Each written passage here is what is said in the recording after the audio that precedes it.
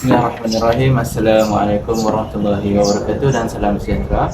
Okay, InsyaAllah pada hari ini kita kumpulan 3 akan membentangkan analisis bagi situasi ketiga yang diberikan.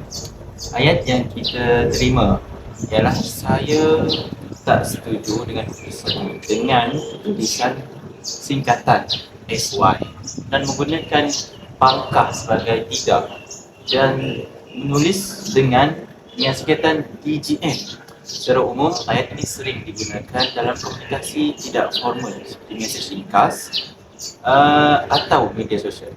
Walau bagaimanapun, ayat ini mengandungi beberapa kesalahan dari segi sistem bahasa serta tidak mendapati aspek kesantunan dalam komunikasi, terutamanya dalam situasi prosedur.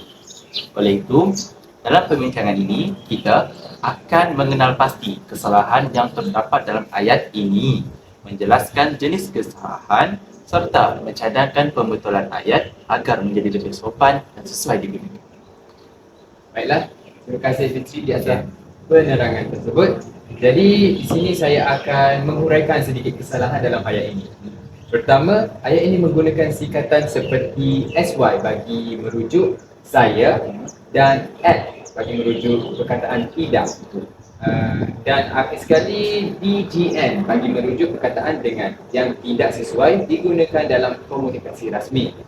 Singkatan ini hanya sesuai dalam perbualan santai atau mesej yang tidak formal. Kedua, penggunaan perkataan ni juga merupakan bentuk tidak formal bagi ini yang tidak sesuai dalam penulisan rasmi. Selain itu, ayat ini juga kedengaran agak tegas tanpa unsur kesopanan. Walaupun menyatakan ketidaksetujuan adalah perkara biasa, cara penyampaian perlu lebih berhemah agar tidak menyinggung perasaan orang lain. Baik, seterusnya saya akan menerangkan tentang jenis kesalahan dalam ayat tersebut. Pertama ialah kesalahan ejaan SY, iaitu saya, X, tidak dan DGN dengan yang tidak mengikut ejaan standard bahasa Melayu. Kedua ialah kesalahan pilihan katil kerana penggunaan katil tidak lengkap dan tidak formal seperti ini. Ketiga ialah kesalahan naras bahasa, di mana ayat ini terlalu santai dan tidak sesuai digunakan dalam situasi rasmi seperti perbincangan, mesyuarat atau penulisan akademik. Selain itu, terdapat juga aspek kesantunan bahasa yang terjejas kerana ayat ini tidak menggunakan ungkapan yang lebih lembut untuk menyatakan ketidaksetujuan. Terima kasih Arif. Seterusnya saya akan mencadangkan cadangan pembetulan ayat tersebut. Ayat yang lebih sesuai dengan saya adalah yang pertama, saya tidak bersetuju dengan keputusan itu. Yang kedua, saya kurang bersetuju dengan keputusan ini. Dan yang terakhir, pada pandangan saya, keputusan ini boleh dipertimbangkan semula.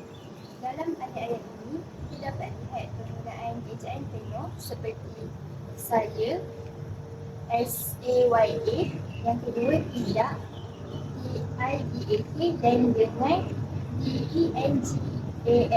Selain itu, frasa seperti kurang bersetuju dan pada pandangan saya digunakan untuk melembutkan penyampaian supaya lebih sopan dan tidak menyinggung perasaan orang lain.